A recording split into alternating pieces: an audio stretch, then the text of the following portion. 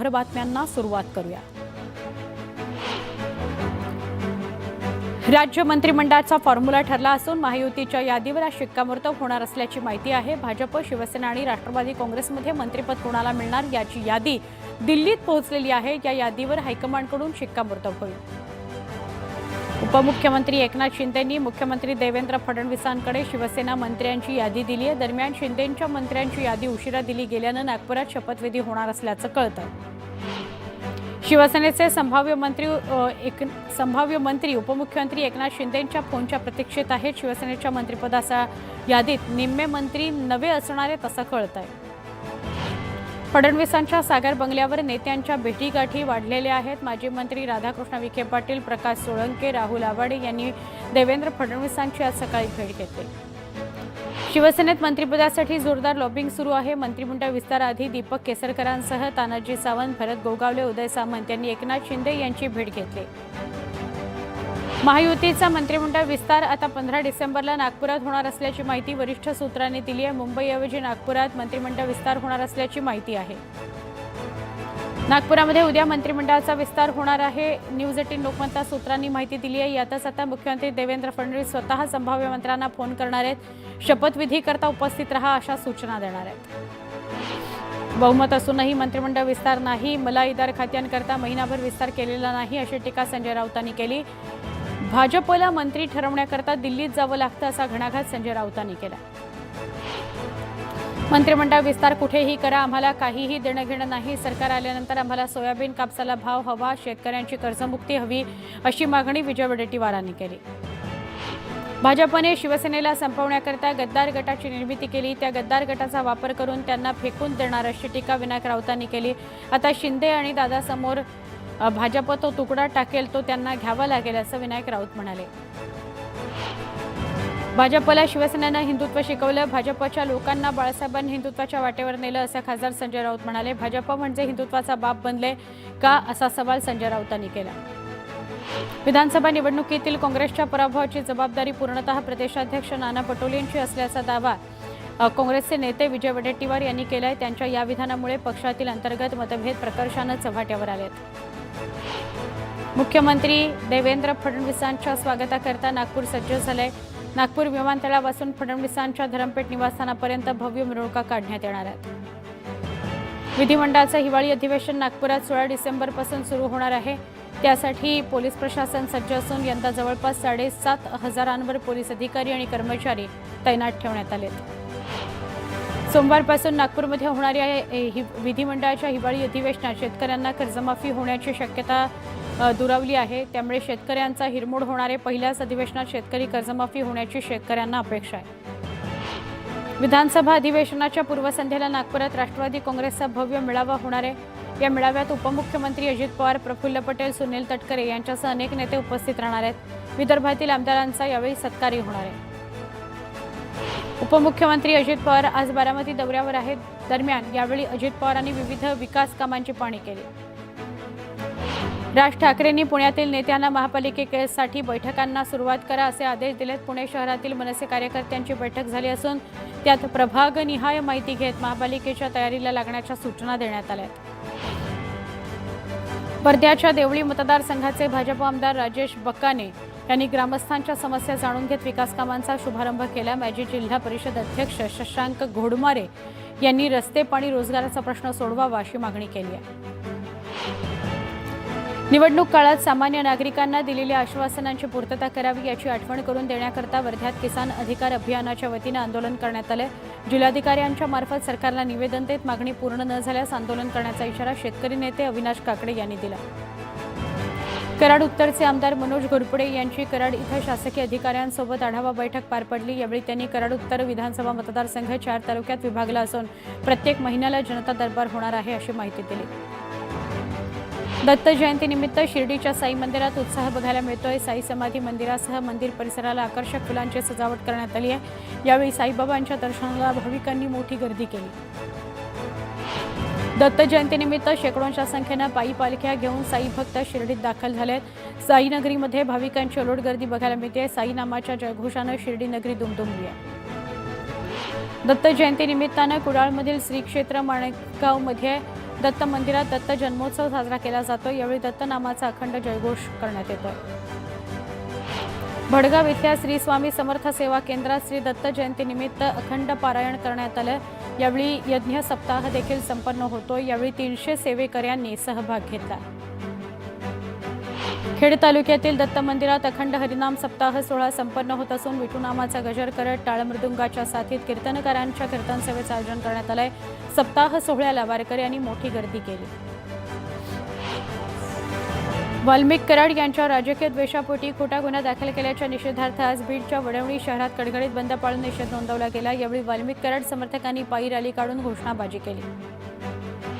वाल्मिक कराड यांच्यावर राजकीय द्वेषातून गुन्हा दाखल करण्यात आलाय, तो मागे घेण्यात यावा असा दावा वाल्मिक कराड यांनी केला। यावेळी बीड कल्याण महामार्गावर रास्ता रोको केल्यानं वाहनांच्या लांबच लांब रांगा लागल्या होत्या। पिसे विद्युत उपकेंद्रातील मुख्य ट्रान्सफॉर्मरमध्ये बिघाड झाल्यानं 20 पंपांपैकी 6 पंप बंद झाले। त्यामुळे 2 दिवस भिवंडीत आणि ठाण्यात 15% पाणी कपात करण्यात येणार आहे। राज्यभरातील रेशन दुकानांमध्ये धान्य वितरण रखडलंय। ई-पॉस मशीन सुरळीत चालत नसल्याने धान्य वाटपात अडथळा निर्माण झालेला आहे। कराडच्या शिवशंकर पतसंस्थेमध्ये 13 कोटींचा अपहार झालाय। या प्रकरणी संचालक आणि कर्मचाऱ्यांना कराड पोलीस पाठीशी घालत असल्याचा आरोप ठेवीदारांनी केलाय। यावेळी ठेवीदारांनी बुधवारी लाक्षणिक उपोषणाचा इशारा दिला। वर्ध्याच्या आर्वी तालुक्यातील खरांगणामध्ये संत काळे महाराज यांच्या पुण्यतिथी सोहळ्यानिमित्त विविध धार्मिक सोहळ्यांचं आयोजन करण्यात आलंय। मंदिरातून निघालेली पालखी, भजनी मंडळ, घोडा, वाजंत्री यासह गावातून प्रदक्षिणा घालत मंदिरात पोहोचली। अमरावतीत 3 दिवसांपासून NIA टीम तळ ठोकून आहे। आज पुन्हा सलग 3ऱ्या दिवशी त्या संशयित तरुणाची चौकशी करण्यात आली। मुंबई पालिका घनकचरा व्यवस्थापनावर आज कर लावण्याच्या तयारीत असल्याची माहिती मिळते। पालिका घनकचऱ्यासाठी वेगळा कर आकारत नव्हती, मात्र पालिकेच्या उत्पन्नात घट झाल्यानं येत्या आर्थिक वर्षापासून हा कर लावला जाण्याची शक्यता आहे। नाशिक महापालिकेच्या शिक्षण विभागानं सगळ्या शाळांमध्ये काढलेला आदेश वादग्रस्त ठरलेला आहे। शालेय सहलींसाठी आता फक्त राज्य परिवहन महामंडळाच्या बसेसचाच वापर करावा अशी सक्ती करणारे आदेश जारी केल्यानं नवा वाद उभा राहिला होता। द्राक्ष पंढरी म्हणून ओळख असलेल्या नाशिक जिल्ह्यातच गेल्या 4 ते 5 वर्षांपासून द्राक्ष लागवड क्षेत्र कमी होत असल्याची माहिती समोर आली आहे। राज्यातील सुमारे 50,000 एकरावरील द्राक्ष लागवड कमी झाल्याची माहिती संघटनांनी दिली आहे। इंदोरमधील साखर व्यापाऱ्यांची 2,61,00,000ची फसवणूक केल्याप्रकरणी मितेश नाहटा याला अटक करण्यात आली आहे, तर ठाकरे गटाचे उपनेते साजन पाचपुते अद्यापही फरार आहेत।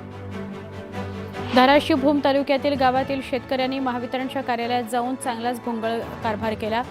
महावितरणनं वीजपुरवठा खंडित करण्याचा कोणताही टाइम टेबल ठेवला नसल्याने शेतकऱ्यांना शेतातील पिकं जगवण्यासाठी मोठ्या अडचणी येत आहेत। वाशिमच्या रिसोड परिसरात अवैधरित्या गर्भपात केल्याप्रकरणी अटक केलेल्या डॉक्टरला 4 दिवसांची पोलीस कोठडी सुनावण्यात आलेली आहे। या प्रकरणी पोलिसांकडून अधिकचा तपास सुरू आहे। मसाजोगचे माजी सरपंच संतोष देशमुख यांच्या हत्येप्रकरणी पोलिसांनी मुख्य आरोपींना अटक करत दोषींवर कडक कारवाई करावी, अन्यथा तीव्र आंदोलन करू असा इशारा मराठा समाजानं दिला आहे। घाटकोपर रमाभाऊ पुलावर क्रेन कोसळली। क्रेन कोसळल्याने एक दुचाकीस्वार गंभीर जखमी झालाय। घाटकोपर पूर्व द्रुतगती महामार्ग वाहतुकीकरता 6 तास बंद ठेवण्यात आलाय। वाहतूक सर्व्हिस रोडनं सुरू करण्यात आलेली आहे।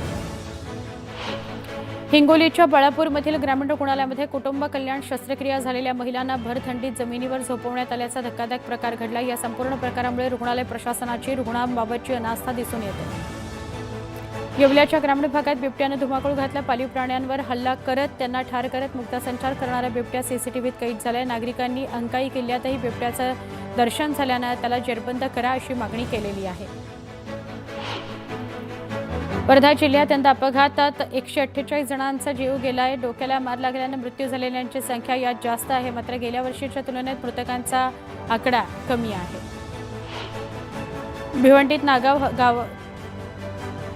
भिवंडीत नागाव गावच्या हद्दीत दुचाकीस्वार दुचाकीसह ड्रेनेज पाईपलाईनच्या खड्ड्यात पडला।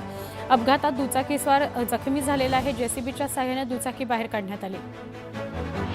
जम्मू काश्मीरमध्ये लासल गावातील कांद्यापाठोपाठ आता मक्याचीही आवक करण्यात येते। 2600 टन मका घेऊन 42 वॅगनची रेल्वे बारी ब्राह्मणाला रवाना झाली। धाराशिव जिल्ह्यातील कौडगाव हे द्राक्षाकरता प्रसिद्ध आहे, मात्र द्राक्षाला अपेक्षित फळ नसल्यामुळे आणि ढगाळ वातावरणामुळे द्राक्ष पिकावर रोगाचा प्रादुर्भाव झाला। यामुळे द्राक्ष उत्पादक शेतकरी याने आपल्या बागेला छाटून टाकण्याचं काम केलं। मनमाडसह नाशिक जिल्ह्यातील बाजार समित्यांसोबत किरकोळ बाजारात मेथी, कोथिंबीर, शेपूला कवडीमोल भाव मिळतोय। लसूणचे भाव देखील 500 रुपयांवरून 150 रुपयांवर आल्यानं ग्राहकांना दिलासा मिळाला आहे। बोदवड तालुक्यातील लोणवाडी ते शिरसाळा मारुती इथं दरवर्षीप्रमाणे पायी वारीचं प्रस्थान करण्यात आलं। तसंच भाविकांची मोठ्या संख्येनं गर्दीही बघायला मिळाली। शासकीय धान खरेदी केंद्रावर धानाची विक्री करण्याकरता ऑनलाईन नोंदणी करणं आवश्यक आहे। नोंदणी करण्याची मुदत 31 डिसेंबरपर्यंत वाढवण्यात आलेली आहे। गोंदियात आतापर्यंत 1,17,913 शेतकऱ्यांनी नोंदणी केलेली आहे।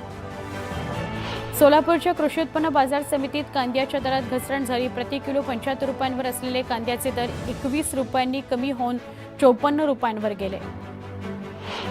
यवतमाळच्या पंढरकवडा वनपरिक्षेत्रामध्ये अवैधरित्या मौल्यवान खैर वृक्षतोड करणाऱ्या 6 तस्करांना वनविभागाच्या पथकाने रंगेहात पकडलं। या कारवाईत 35 लाखांच्या मुद्देमालासह 6 आरोपींना अटक करण्यात आली।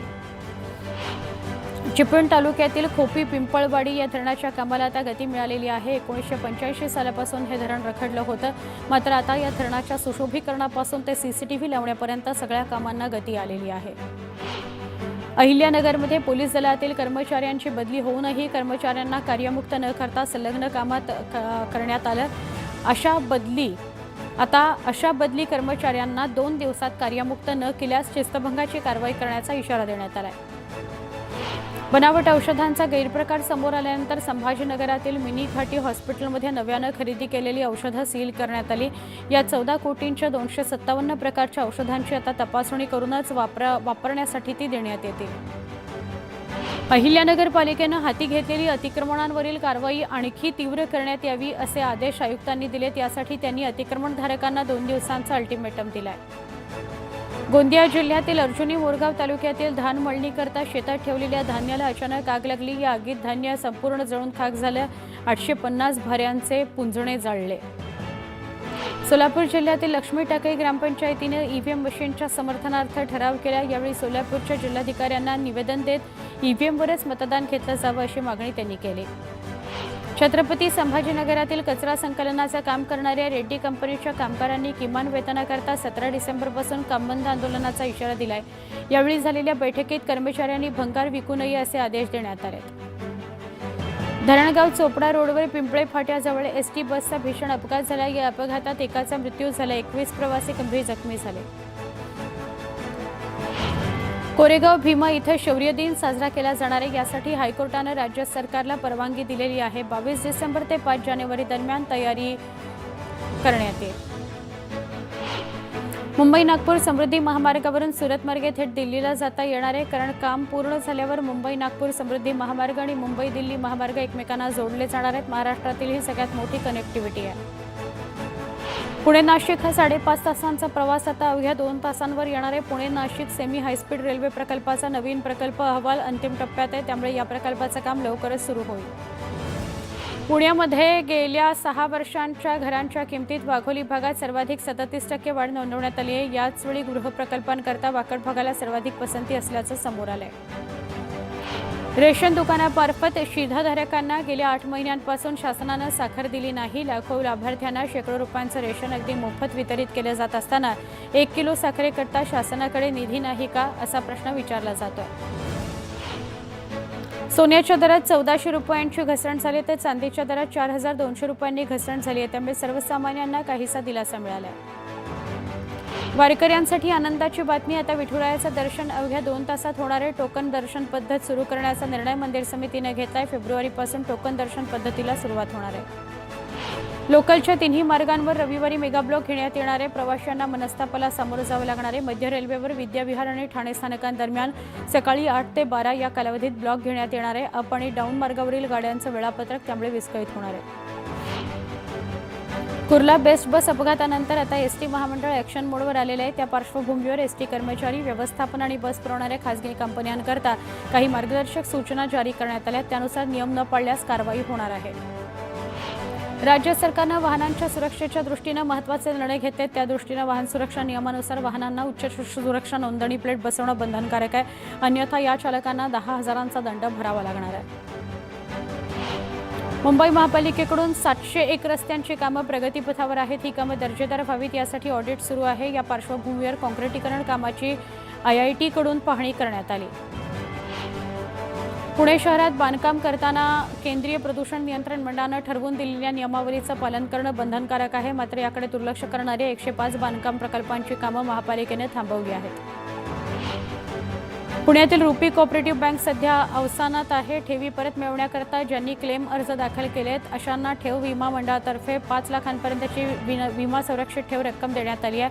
अद्यापही अर्ज न करणाऱ्यांना 31 डिसेंबरपर्यंत अर्ज करण्याचं आवाहन करण्यात आलं आहे.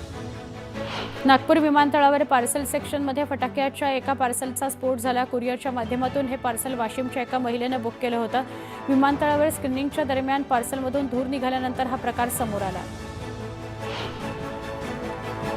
नागपूर वर्धा मार्गावरील सिंदी रेल्वे स्थानकावर 17 आणि 18 डिसेंबरला धावणाऱ्या 9 रेल्वे गाड्या रद्द करण्यात येणार आहेत. रिमोल्डिंग आणि इंटरलॉकिंगच्या कामाकरता या मार्गांवर रेल्वे रद्द करण्यात आलेल्या आहेत.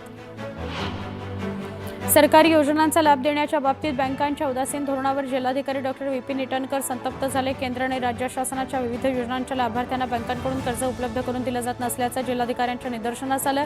बँकांसोबत शासकीय व्यवहार थांबवण्याचा त्यामुळेच इशारा दिला गेलेला आहे.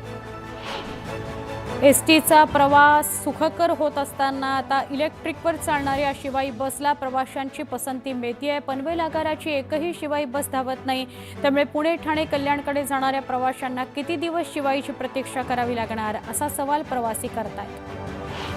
बेस्टच्या ताफ्यात सध्या स्वमालकीच्या केवळ 1000 बसच उरलेल्या आहेत. त्यामुळे बेस्टमधील गैरव्यवस्थापन आणि उपक्रम डबघाईला येण्यास उपक्रमासह पालिका प्रशासनही जबाबदार आहे अशी टीका बेस्ट बचाव समितीचे शशांक राव यांनी केली.